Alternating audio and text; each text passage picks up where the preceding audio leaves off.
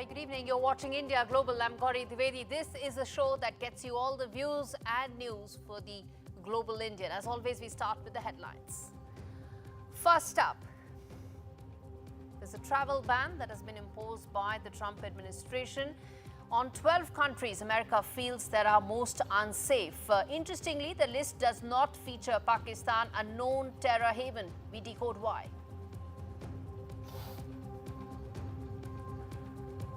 The Trump administration versus Harvard face-off intensifies, with the government imposing a 6-month ban on students to study at America's oldest university. In signs of deepening nexus between Moscow and Pyongyang, North Korean dictator Kim Jong-un backs Russia unconditionally and promises to expand ties further. Climate catastrophes like the deadly landslides in Philippines and flooding in Australia have caused massive marine heat waves that are 5 times the size of Australia. How concerned should we be? And in a huge boost to defense and aerospace manufacturing in India, the country will become the first, other than France, to manufacture Rafale's fuselage.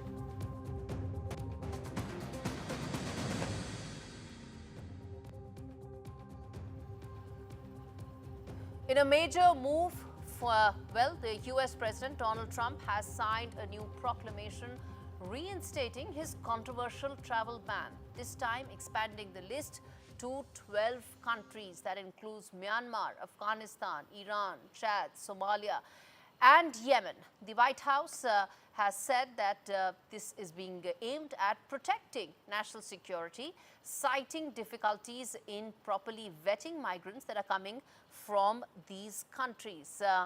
But what's not on the list is raising enough and more eyebrows, and that is Pakistan, a country long accused of harboring US designated terrorist groups. This comes despite reports earlier that suggested that the Trump administration was considering sweeping travel restrictions that would include Pakistan. Now, what has changed? Remember, earlier in his first term, Trump adopted a tough posture towards Islamabad, criticizing its ties to terrorism. So the question we are now asking viewers is, what has really changed? Why is it that Pakistan is not in this list when you talk about threat emanating from terrorism? And let's get those big questions up on our screens before we get in our guest, Sushant Sareen, as well. Big questions that we are asking. Well, when it comes to Trump's travel ban, is it a security bid, or is it a bias, the fact that Pakistan is not being included? Secondary, why was terror hub Pakistan spared? What is it that's working and happening in the Oval Office that Pakistan has been spared? And lastly, what explains Trump's new love for Pakistan? And will the US hold Pakistan accountable, given the fact that some of the world's most dreaded terrorists are based in Pakistan, operate out of that territory, completely having state patronage? Let's get into Sushant Sareen, Strategic Affairs expert, Senior Fellow at ORF, joining me on the broadcast. Sushant, the question is what many would be baffled by, which is that when you talk about extremism, when you talk about threat, how is it that Pakistan doesn't feature in this list of 12 most dreaded countries? Look, one of the reasons for that is that the Americans don't anticipate any major threat coming from Pakistan to stateside. And most of the Pakistani terror groups, they are seen as local terror groups which are only operating against India, to some extent against Afghanistan, maybe a couple of other countries, but they are not directly affecting American interests. And America's interest in terrorism has gone down. They simply do not care about the war on terror as they used to, as long as they were in Afghanistan. And even while they were in Afghanistan, they really did not turn the screws on Pakistan the way they should have. There were constant entreaties to Pakistan to do more, but never any real pressure applied. And in fact, Trump has this new acronym attached to him, TACO, Trump again chickens out, or Trump always chickens out. And when earlier in your report, when you were mentioning that in 2018, Trump had that famous tweet of Trump But what action did he take against Pakistan? He ended maybe some military training programs and stuff. But did he impose any significant sanctions on Pakistan back then? No. And in fact, later on, he tried to use the Pakistanis to get to talk to the Taliban. So Trump always chickens out. And I think the Pakistanis gamed him well. The other thing which the Pakistanis have managed to do is they've managed to probably appeal to his baser interests or his own greed. Because if you look at some of the deals they have been making with Trumpians, Just if I that, can. I was coming to just that it's not about national security, it's not about concerns related to extremism or terrorism. At the end of the day, the Trump administration only cares about one-on-one economic or beneficial deals, even if it means striking it with Pakistan, a known terror haven. No, but I think there's even a difference in that. These are America does not gain anything from trading with Pakistan. What is America's trade with Pakistan? The US trade with Pakistan is what? No, Maybe $7 or $8 billion, right? no, I'm It's referring to the trade with. crypto deals that are coming to light where the Trump Yeah, family is but involved. Yeah, but those are purely personal business deals. Uh, so one is the crypto deals, and again, that is like a casino economy. Trump also runs some casinos, or at least he used to at one point of time. So that's a casino part of it. The other part of it is that the Pakistanis have held this carrot in front of these guys that there are these huge rare earth mineral deposits in Pakistan, and we will give these sweetheart deals to the Americans. Now, the sweetheart deals are probably going to be Trump and his cronies. That's the second. The third is there is this very valuable property that the Pakistanis own in the heart of New York, which is this hotel called the Roosevelt Hotel, which is a dump right now. But there are plans inside Pakistan to either sublet it or get into some kind of a partnership agreement. And in his previous term, there were some reports that Trump's son-in-law, Kushner, was interested in that particular property. Now, all of this is mostly speculation. I think we should say, at least insofar as the Roosevelt Hotel is concerned, some of the other deals are concerned, except for the crypto deal, which is a done deal with Trump cronies and Trump's own Trump again himself. His family has interests in that particular deal. But all of this put together, does this really, upend the relationship with the United States has with India? Unless, of course, Trump is putting his personal and his business interests over American national interests, then it's a completely different matter. But other than that, when you stack up India and Pakistan, uh, I don't see where there is any kind of a comparison between 130, $150 billion of trade that we are doing Sushant, with then the. let me ask you this, that at a time when India has been making a very concerted pitch, whether it is about ensuring that funds don't go to Pakistan, whether it's about ensuring that there is global isolation of Pakistan at UN or at various other platforms, how do you think we should now be recalibrating our approach to be able to further isolate Pakistan, ensure that the next time there's a travel ban that the Trump administration considers, it does include Pakistan as well? Indian narrative needs to be able to successfully do that. Yeah, but I don't think we are as indispensable for the Americans to think that we can force the American hand to include Pakistan. If they do it, they will do it for their own interest or because somebody high up in the United States has a pet peeve against Pakistan. They're not going to do it because we are asking them to do it. And given the proclivity of the Trump administration for alienating many of its very close allies, we've seen what's been happening with Europe. We've been seeing many European countries, or even for that matter, Canada. And frankly, no love lost for Canada, considering the kind of stuff which has been happening from there to India. Indeed. But is that the US or this particular administration has been rather obnoxious, if I was to use the word, when it comes to Canada, which is one of its closest partners.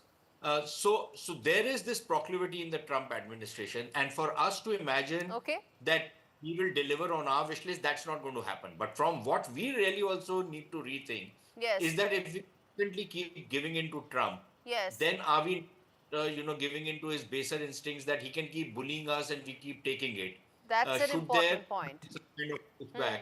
And should we not also make use of this acronym TACO, Trump against chickens out, and make him chicken out on some of the things which are of interest to us?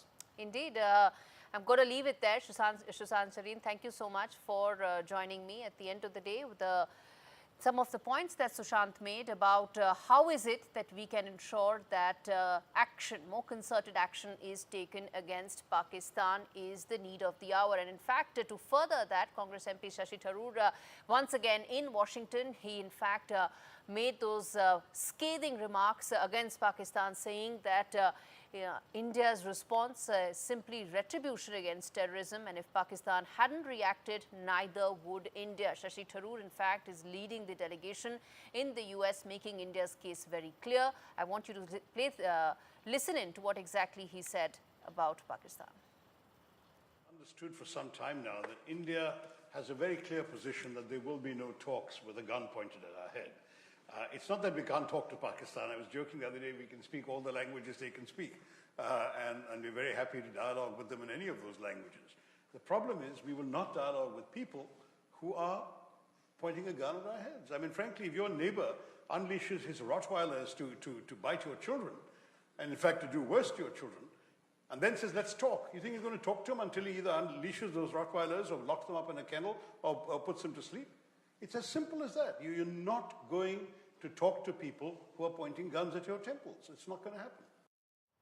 All right, staying with Donald Trump, the clash between Trump and elite US universities is heating up. In a major move, Trump has suspended international student visas for new enrollees at Harvard, effective for an initial 6 months under a new proclamation. The Secretary of State has also been directed to reconsider and consider revoking visas for current Harvard students who fall under national security criteria that's been laid out by the administration. The White House says the step is necessary to protect US interests, citing national security concerns as a justification for barring international students from Harvard.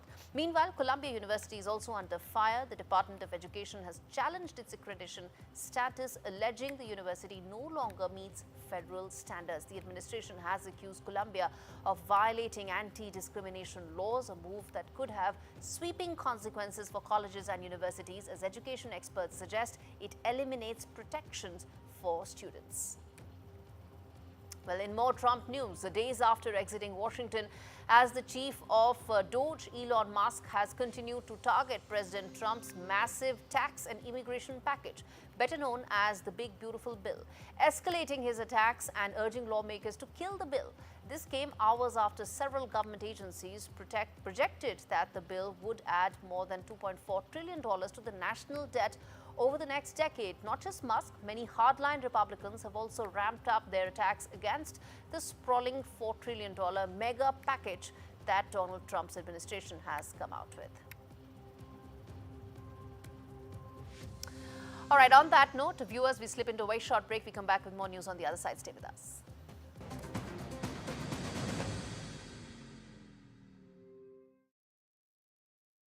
Summer's heating up with People's Postcode Lottery. Wow! Because in our July draws, you could win a share of £16.2 million. You are joking, you are having a laugh. Could a big summertime win land in your postcode? Oh, Sign up before midnight on the 30th of June. oh my gosh! A share of £16.2 million could be yours, but only if your door is in the draw. So I've just got Sun Life's guaranteed over 50 plan. Super easy, no medical questions. I finally have the confidence to devote myself to my craft. Woodwork? I even made this. Really? With Sun Life, there's a guaranteed cash payout. But this is one less thing you'll have to spend it on. Search Sun Life Plan today and get a free gift card. If your garage looks like this, you need Tougher Man.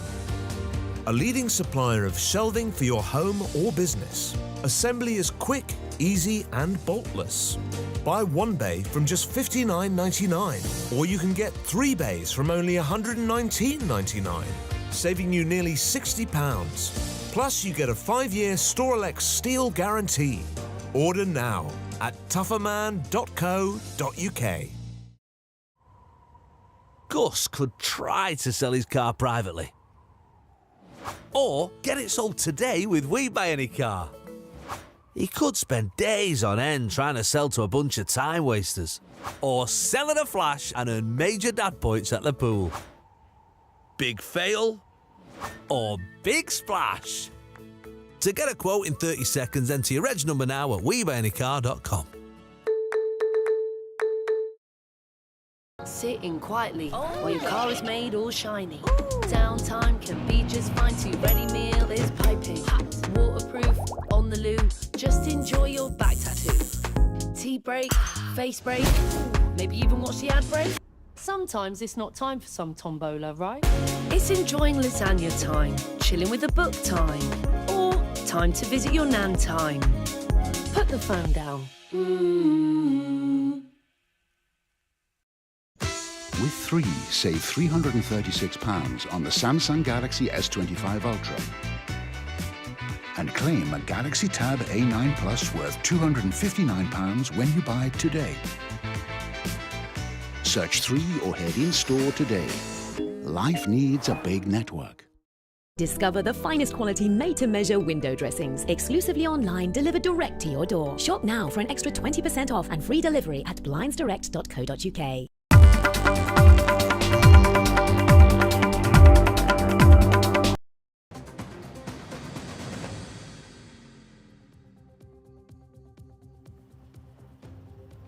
Well, moving on to the other big story that we're tracking, North Korean leader Kim Jong-un told a visiting top Russian official that his country will unconditionally support Russia's war against Ukraine.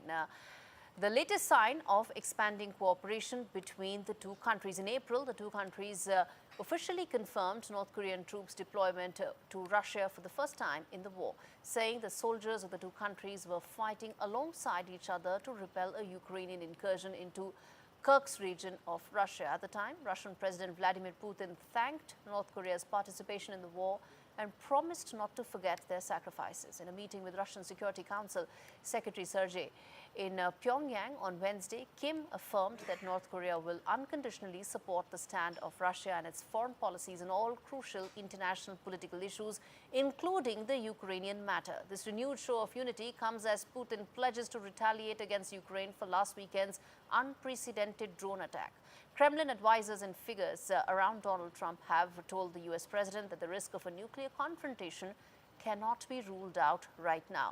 To talk on that and to really understand what this means, let's get in Abhishek Sharma, who's a research assistant, joining us to talk more on this. Abhishek, how do you read the Russia-North Korea relationship in the backdrop of the fresh input that has been given in and reassertion that this is a partnership that they want to build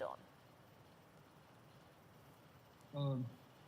I think particularly since the signing of treaty last year, I think the relationship has really, kind of taken a kind of different level, particularly building on the military defense relationship. And I think in that context, this meeting becomes more important because it comes, I think, just within 3 months. The last meeting happened in March between Sergei Shoigu and the leader of the North Korea, Kim. And this shows that, Russia is really very grateful to North Korea for, kind of sending its soldiers, but not only soldiers, but the kind of military support that North Korea has sent or kind of given to Russia, particularly, for example, the ballistic missiles came in 23-24. And also, as per some reports, it says that North Korea has sent almost 6 million ammunitions to Russia, which have really played a great role. And also, this comes in the backdrop of the kind of success which Russia has seen in the South region. So this shows that the both countries are really, kind of taking the relationship beyond the military into new realms. Leave it there, Abhishek. Thanks much for joining us with that quick perspective. Turning focus now to what could be a major climate alarm bell, really a massive marine heat wave swept across Southeast Asia and the Pacific. in 2024, engulfing nearly 40 million square kilometers of ocean, 5 times the size of Australia. That's according to a new report that's come in from the World Meteorological Organization. And scientists say that the extreme ocean temperatures were fueled largely by the climate crisis and coincided with a wave of devastating weather elements, from deadly landslides in the Philippines to flooding in Australia and several such other disasters. And nearly half a degree Celsius is now it's hotter than the 1991-2020 average. Satellite data also shows sea levels have been rising as well. So how significant is this? So what are the kind of alarm bells that this raises? Let's get in set Warren, who's in fact a director of the NRE Institute, joining me on the broadcast. Let me start by asking you in terms of explain to us and put these numbers into context for us to understand the significance, or rather the gravity of what we are talking here. Yeah, thanks for bringing this issue to bear. It's certainly crucial. It's hard to get your head around 40 million kilometers, or 5 times the size of Australia. But another way you could look at it, it is 10% of the ocean, which I'm sure all your viewers know that the Earth is primarily ocean. And you did mention a number that was 5 degrees. That you're talking about you're talking about the atmosphere, but the temperature just above a few meters above the ocean, or as much as 4 or 5 Celsius degrees above what is normal. And why that's significant is because those temperatures affect the weather throughout the world. And you see increased number of hurricanes, and the severity of the hurricanes is from that kind of temperature. I'm sure you've heard over and over people talk about with the rising temperature of the oceans, that creates more energy, et cetera. And so this is pretty significant.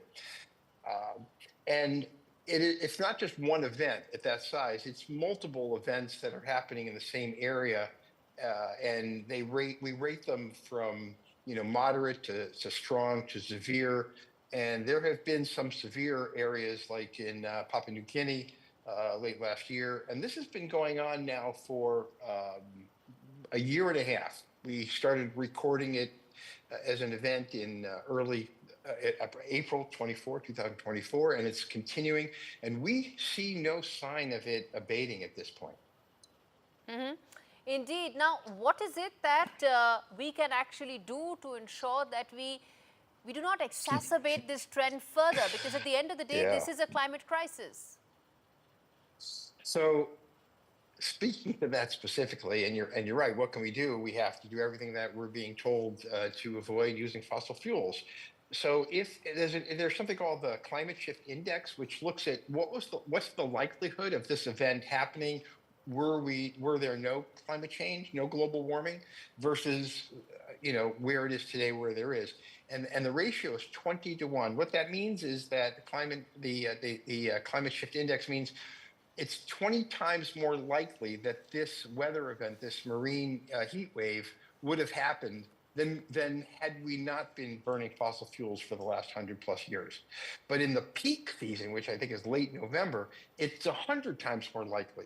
So the answer is quite obvious. We need to find a way to stop using fossil fuels. And as you talked about some of the things that's going on in the United States, and the unfortunate that the United States has walked away from the Paris Agreement.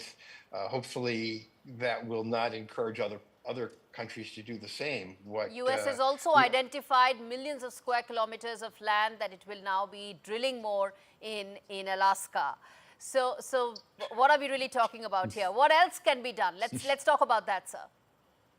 Well, certainly, for folks in the States, we need to call our legislators and tell them that, but I have seen that throughout Asia, the electric cars are becoming more popular, which is great. I've seen it in India, I've seen it in China, I've seen it in Vietnam, and throughout. So I think that's one of the things that we can do.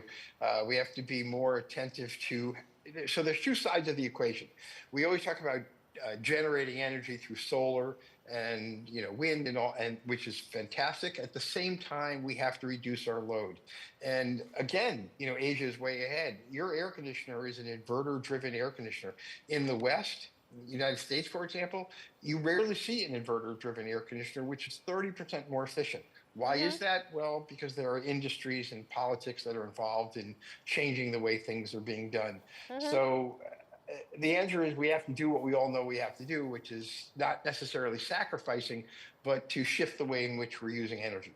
All right, let's leave it there.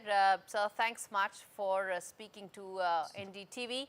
Well, we have limited, if any, options there, don't we? Shifting focus now to Japan, which is taking another bold leap into space. Tokyo-based startup iSpace is preparing for its second moon landing attempt this Friday, 2 years after its first try ended in failure. If successful, it would mark the first controlled lunar touchdown by a non-American private company. The mission is part of the growing commercial interest in the moon, and iSpace has big plans envisioning a lunar colony of 1,000 people by the 2040s and at least 7 more missions through 2029. Their lander, called Resilience, is currently orbiting 100 kilometers above the moon and carries a microwave-sized rover built by iSpace's Luxembourg unit. If it lands safely, it will explore the Mars Frigoris, a lunar plain near the North Pole. All right, with that, it's a wrap on this edition of India Global. On the other side, we have a very special show, Fault Lines, where we decode what's really happening in Nepal. Stay tuned.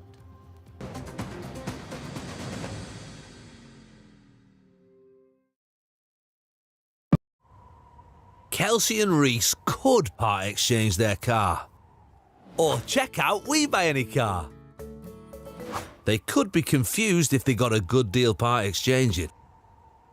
Or have cash in the bank with more bargaining power to get their dream camper van. Bad vibes or good vibes only. To get a quote in 30 seconds, enter your reg number now at WeBuyAnyCar.com. Looks like the spray tan guy will just come straight to your house. But how's it going with the chairman? Good shot, Sir Rupert. Big news, he's confirmed profits are up again. You know, Nationwide have shared their profits with over 4 million of their members. We can't compete with that. But shouldn't we try and do something similar? Shareholders are the beating heart of this bank. Wedge me. What's the matter? Lost your balls? This year, we're giving £100 to every eligible member through our fairer share payment. Nationwide, a good way to bank. At Currys, there's amazing tech for everyone's needs. In store, Bridget, who is deaf, is being recommended a laptop. And this Surface Copilot Plus PC live captions calls. Perfect for work. Bridget lets out a sigh of relief so powerful, the colleague's hair billows. Elsewhere, Joe, who is partially sighted, is being shown a vacuum cleaner. So this Dyson V12 Absolute is lightweight and cord-free. No more tripping over the cords. She too sighs with relief, making brochures fly everywhere, and colleagues seek shelter. And here, a colleague is showing Damien and his guide dog Flynn washing machines. How about this LG with the large clickable dial? That'll make things so much easier. Damien lets out a sigh of relief, so does Flynn. And a tremendous wind fills the store. Air fryers toggle, trainees dodge flying blenders. Amazing tech for everyone. Currys, beyond expectations. Not all Sims are created equal. So here on the UK's best network, we've made one to meet the needs of families at home or on holiday. You'll get unlimited data, but we've made it shareable. That way you can always stay connected with the family when they need it most. Going away? You'll get 50 gigabytes of EU data roaming included so you can find the sites without a worry. And we've made that shareable too, all for just £24 a month. It's no wonder families choose EE. Offer ends 30th of June.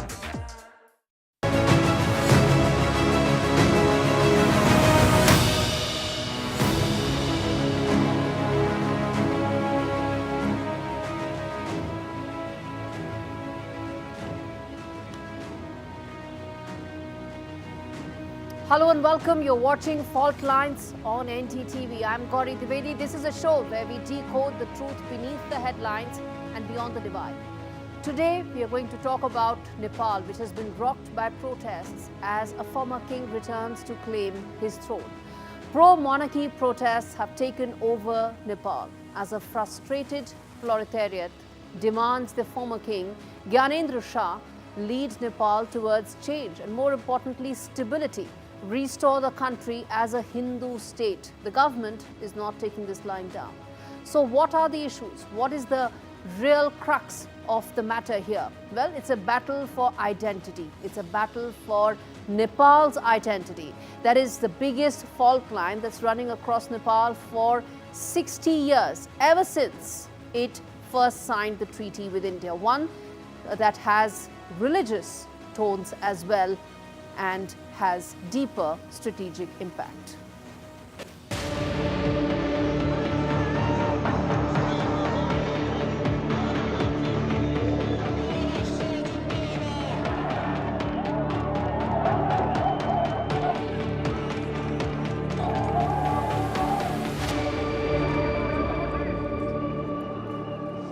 Viewers, now Nepal is on the edge as people are frustrated by the government's lack of a cohesive roadmap. There's corruption, there's failure in terms of governance, economic challenges that continue to rise, and they're becoming increasingly disillusioned. People need answers. They are demanding a return to what they claim was a better time, when their king ensured that there was stability and there was a road to economic prosperity. Thousands and thousands of people, all royal supporters, have flocked to the streets in Nepal, waving flags, chanting slogans, demanding that their king come back and restore Hinduism as a state religion. And this, of course, happened just 100 meters away from, well, pro-government protesters. And this is the battle of identity that is playing out in Nepal. What is exactly the real issue here? I want to first play out this report that tells you why this runs at the very heart of not just Nepali politics, Nepali society, culture, ethos, and of course, religion. Listen in.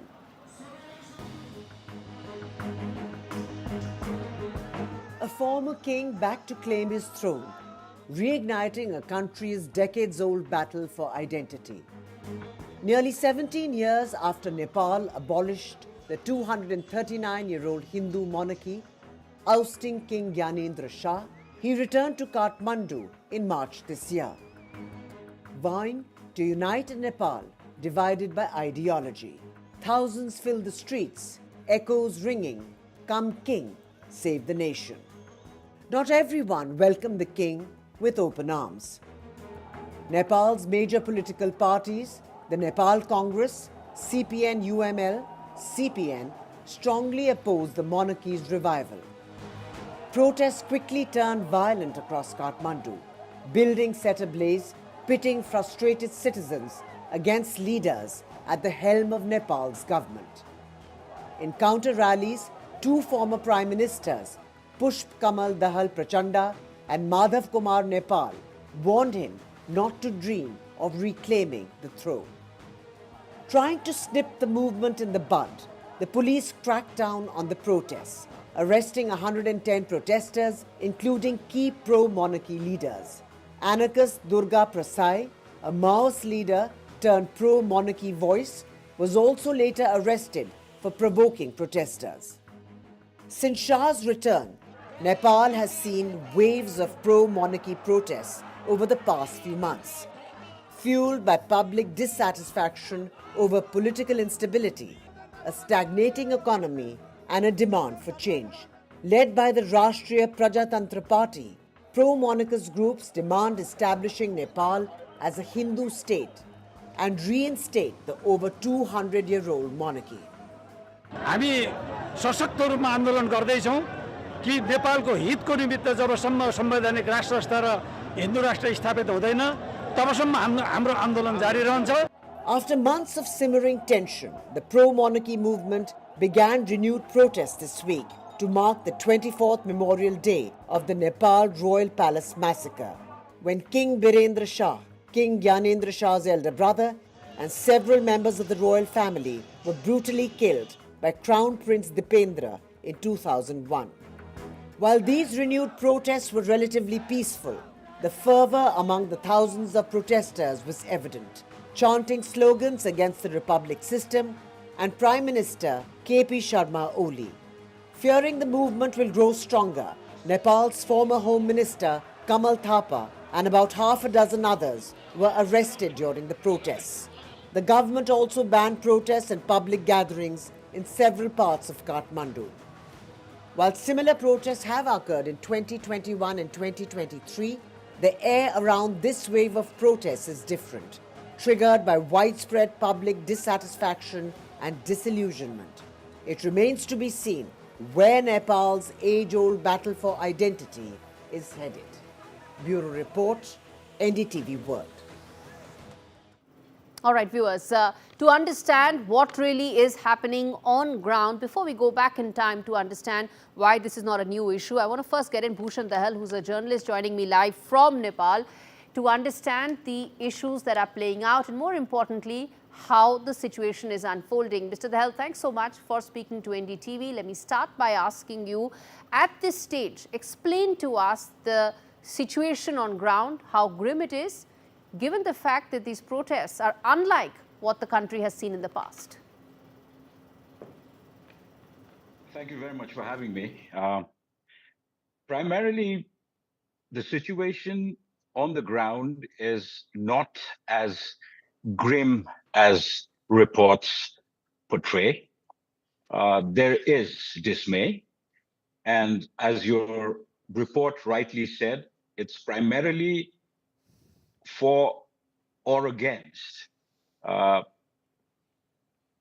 the delivery aspect of the government of the day and the politics and the polity we have adhered to govern Nepal for the past 18 years.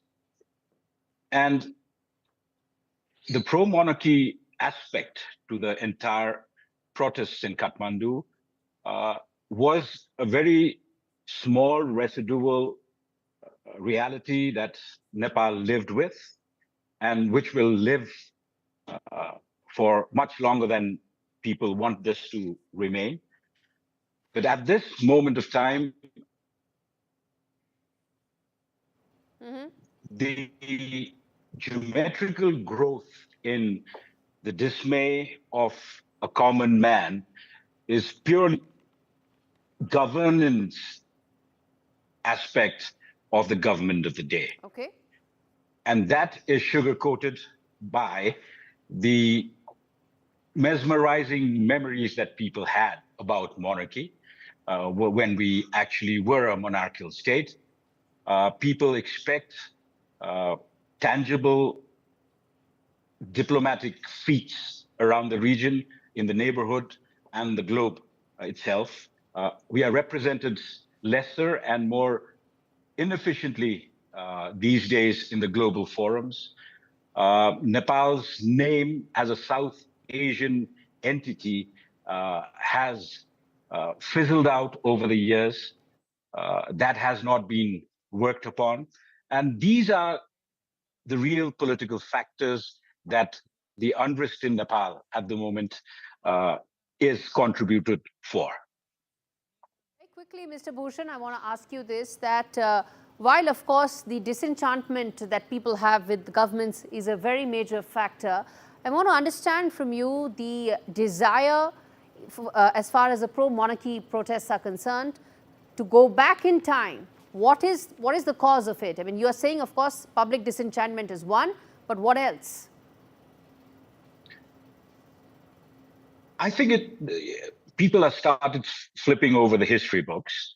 And when we adhered to monarchy, monarchy had a very well-deserved representation of the country the world over and in global forums.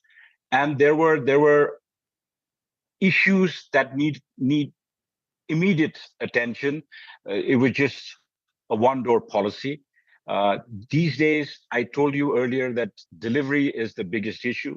Okay. If you go to a government office, if people want things done, yes. If you're not known to the office, if you're not known to the personnel, so what you're saying is corruption. Corruption is a major factor as far as why there is growing disenchantment that people have. I'm going to leave it there. Bhushan, thank you so much for joining me from Kathmandu to really decode what is turning out to be a very major issue that India is keeping an eye on. But viewers, as we now decode as far as the fault lines that we have been mentioning in Nepal, I'm going to point out why is it so important to go back in time to understand the issue related to Nepal. And I'm going back in time all the way to 1950, because unless you do, you cannot understand this fault line that exists and is so important for India from a social, political, economic, strategic point of view. Okay, now I'm taking a case of two they were provinces earlier and countries earlier, which is Sikkim and Nepal. Now, as far as Nepal is concerned, India signed and inked a treaty of peace and friendship way back in 1950. This was under Pandit Nehru, and this was a time when the Ranas were there, and the king had been deposed, and he was in fact living in exile in India that time. This is the time 1950 when that deal was signed. Now, in contrast, there was also a deal with that Sikkim signed, where it became a protectorate of India. So you can see what worked for Sikkim that didn't work for Nepal. As I said, unless you draw comparisons and go back in time in history, you cannot really understand the present. The other fact is, let's go back to that. In Sikkim, in 1975 is when the referendum was signed, came into play, and that is when the monarchy was abolished, and Sikkim became a part of India. That's the one. Let's take that Sikkim part of it to understand how it unfolded. As far as Nepal is concerned, in 1975, again the same year, it pushed for a zone of peace that India refused. So there are several layers of what really happened and transpired between India and Nepal.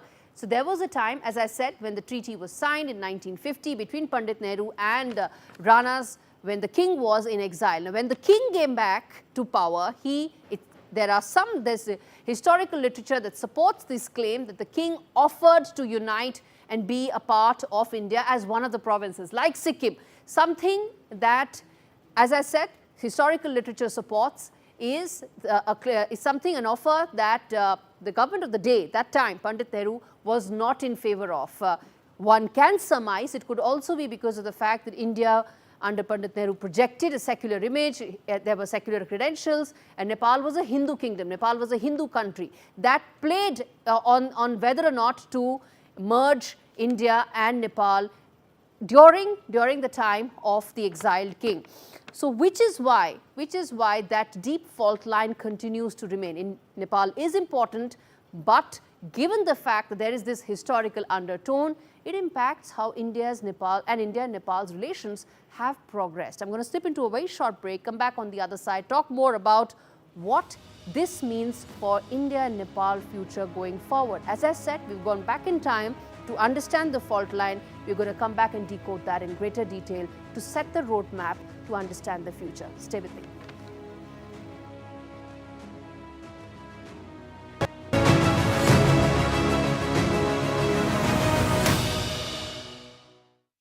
So I've just got Sun Life's guaranteed over 50 plan.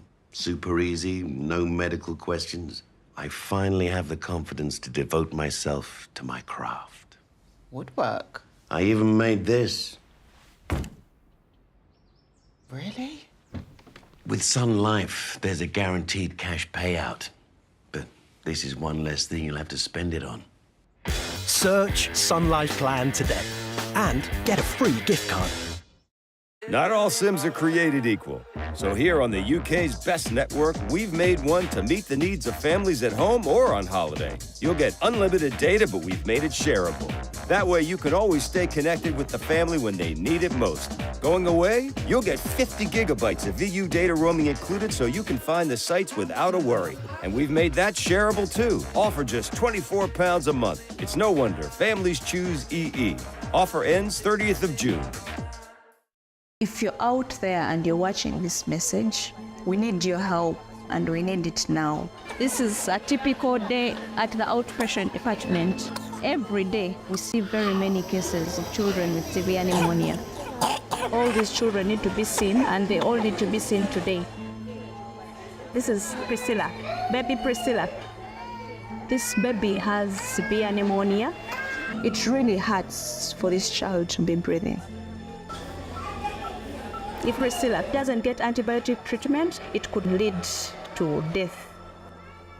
This is what children with pneumonia need. With antibiotics like this, a child can get better in just a few days. The problem we have is we simply do not have enough medicine. It's very heartbreaking to see a child suffer like this. With your help, we can save more lives. So please help us. Life's full of times like this. Oh yeah. The gaps between the good stuff. Okay. Like killing time in waiting rooms. It's not long until you've had enough.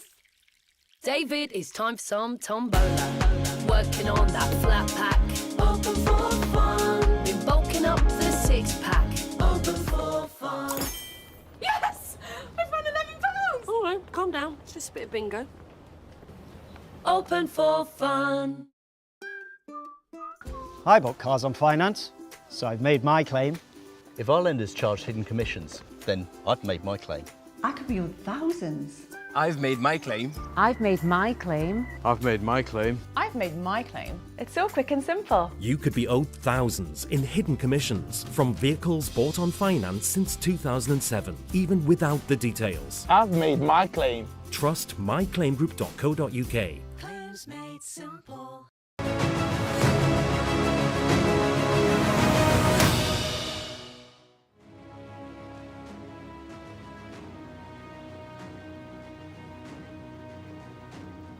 All right, we understood before going into the break as to why we need to go back in time to understand the India-Nepal relationship. India, it seems, there was some historical literature supporting it wanted to be a part of India as a province. That's what Nepal wanted to do, just like Sikkim. But due to several factors, historical as they may be, it didn't work out. And that explains partially why during the last couple of decades, India-Nepal relationship has undergone a sea change. And in the backdrop of that, as the current protests continue to intensify, it has ramifications for India from a strategic point of view, from a security point of view. The fact that there's been such a sea change in power in Nepal, that you had a king who was deposed and you had a Maoist leader who actually was a pioneer of guerrilla warfare in Nepal, now running and being part of the establishment. Who brought about these changes? How did that actually happen? From a kingdom, Hindu kingdom, all the way to a communist country with guerrilla warfare background, now leading and being part of establishment. That is important to understand to really decode the future of Nepal and Nepali government. I'm going to play out this report to tell you in detail the players who are part of the Nepali political landscape.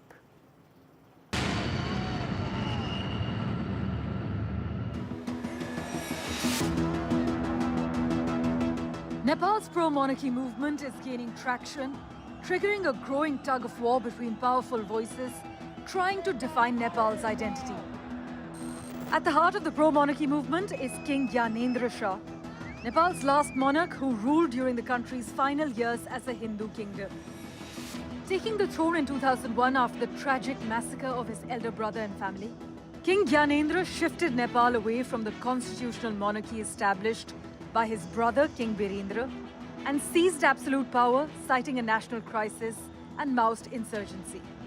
Eventually stripped of his throne in 2008, Shah remained an important symbol of unity and Hindu identity within Nepal, with his return sparking the pro-monarchy movement this year.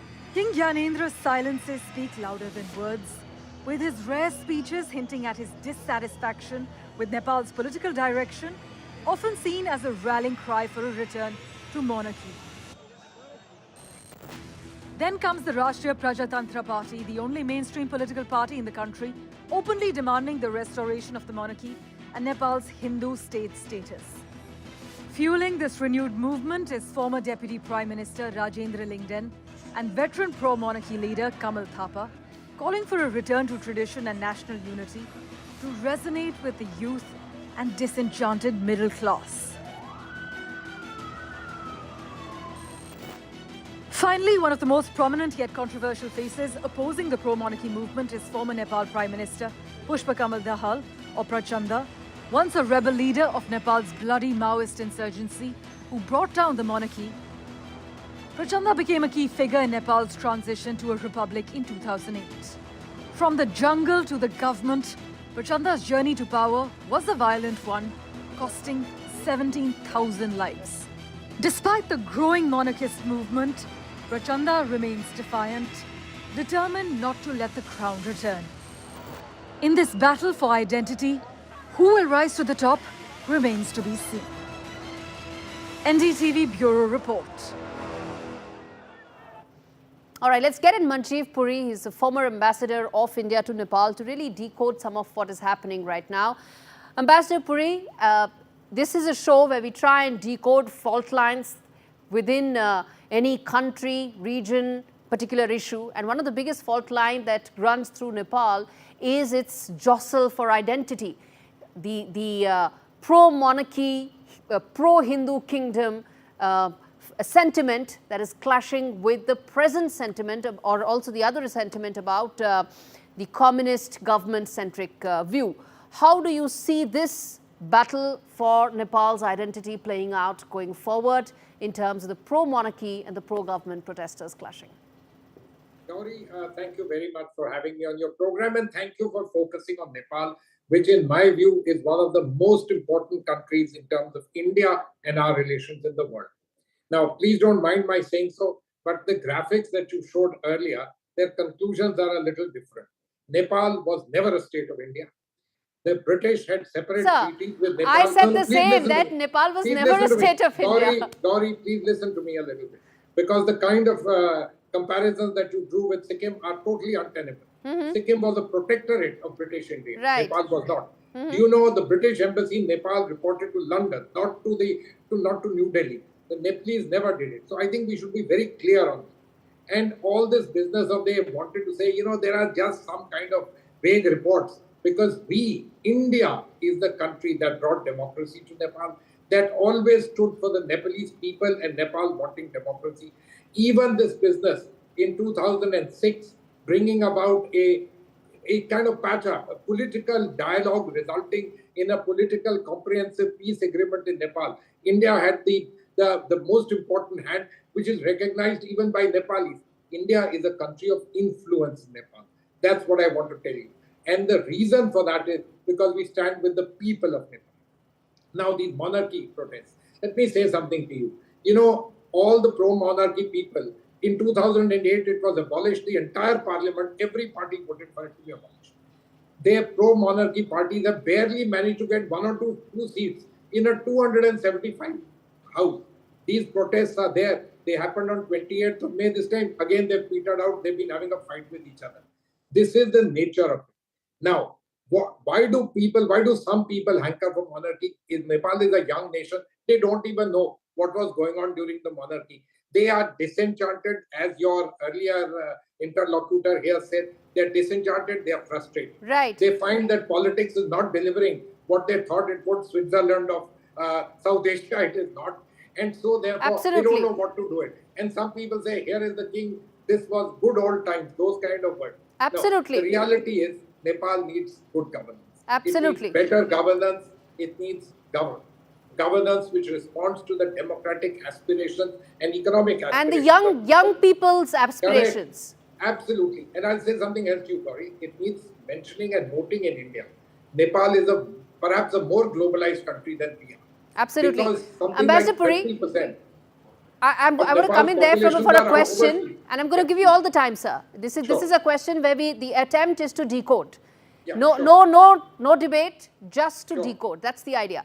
I want to understand that, you're right about mentioning that misgovernance and corruption is the root cause of why there's so much of anguish regarding the present dispensation, a dozen odd governments in the last decade. But the reason why we also want to decode this in greater detail is because the pro-monarchy sentiment, we want to understand in greater detail. Of course, there's anguish. Of course, there's disenchantment. But the fact that it's leading into and feeding into the pro-monarchy sentiment is something I want to understand from you and decode that for our viewers in detail. So, Gaurie, I am not sure there's any pro-monarchy sentiment other than for a few people. Those people are using the idea of a monarch, the good old days, to project themselves and try and be there. They've actually not been successful in the power game in Kathmandu. But the politicians in Nepal are wily people. There is always every possibility that they turn around and resurrect some kind of form of monarchy in some sense. No king and no real sovereign in that sense. And on that note, completely timed out as we try to decode yet another fault line. We're going to come back next week with another episode of Fault Lines to Decode, beyond the headlines, beyond the divide, because there are issues that need greater clarity and more in-depth focus. Thank you so much for watching this episode.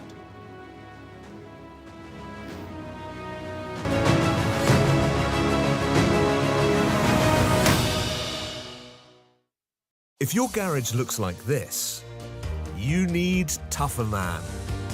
A leading supplier of shelving for your home or business. Assembly is quick, easy and boltless. Buy one bay from just $59.99, or you can get 3 bays from only $119.99, saving you nearly £60. Plus, you get a 5-year Storelex steel guarantee. Order now at tougherman.co.uk. At Currys, there's amazing tech for everyone's needs. In store, Bridget, who is deaf, is being recommended a laptop. And this Surface Copilot Plus PC live captions calls. Perfect for work. Bridget lets out a sigh of relief so powerful, the colleague's hair billows. Elsewhere, Joe, who is partially sighted, is being shown a vacuum cleaner. So this Dyson V12 Absolute is lightweight and cord-free. No more tripping over the cords. She too sighs with relief, making brochures fly everywhere, and colleagues seek shelter. And here, a colleague is showing Damien and his guide dog Flynn washing machines. How about this LG with the large clickable dial? That'll make things so much easier. Damien lets out a sigh of relief, so does Flynn. And a tremendous wind fills the store. Air fryers toggle, trainees dodge flying blenders. Amazing tech for everyone. Currys, beyond expectations. Wouldn't life be so much easier if you could control your blinds at the touch of a button? With Ultra Smart Blinds from Appeal, there's no chains, cords or wiring, because these stylish blinds are driven by a rechargeable power pack. New Ultra Smart Blinds from Appeal, the intelligent solution for home shading. During World War II, my great-granddad, George Arthur Roberts, was awarded for his bravery fighting fires night after night. Thanks to him and his fellow volunteers, there was a city to wake up to. Discover the untold stories of World War II in millions of records and bring your backstory to life with Ancestry. Life's full of times like this. Oh yeah. The gaps between the good stuff. Okay. Like killing time in waiting rooms. It's not long until you've had enough. David, it's time for some tombola. Working on that flat pack. Open for fun. Been bulking up the 6-pack. Open for fun. Yes! I've won £11! All right, calm down. It's just a bit of bingo. Open for fun. With 3, save £336 on the Samsung Galaxy S25 Ultra. And claim a Galaxy Tab A9 Plus worth £259 when you buy today. Search 3 or head in-store today. Life needs a big network. One of the gates of tragedy last evening. At this time, people died right where I'm standing. This is gate number 21, one of the gates to enter the Chinnaswamy Stadium where the crowds had gathered. You see out there the guard, a security guard who was standing here, told me a short while ago people tried to climb over those walls all over the place. Those CCTV cameras there can tell you a huge tale of tragedy and how it unfolded yesterday. In fact, the security guard here said he had to run away along with his colleagues to save his life. So that was the scene here last evening. It's as if nothing has happened the moment here today. Several questions, important questions, several reactions, multiple comments, important to fix blame, and a big question on whether we will learn from this tragedy at least. We will post 10 questions on the show that can help figure who is responsible. We'll have a special panel on ground and joining us online.